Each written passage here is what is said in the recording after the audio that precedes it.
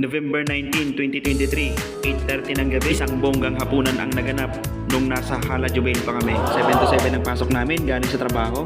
Isa na naman nga po itong souvenir video. At kasama nga po ng inyong Manoy Buboy, sina Morris at Domingo. Siyempre, nandito rin ang dalawang gwapo at mga veterano, sina Arthur at Leo. Sendibad Pastry po ang aming venue. Matapos kaming umorder ng soft drinks at pizza ni paring Leo. At nag-take out naman ng roasted chicken mula sa katapat na alahib, sina Morris, Arthur at Domingo. Kung magkano man po ang presyo, ay limot ko na nga po ito. Sapagkat hindi nga po uso ang kanin dito sa Saudi Arabia, ang partner namin sa pritong manok ay dulang flavor ng pizza. Masarap naman nga po talaga at pasok na pasok sa aming panglasa.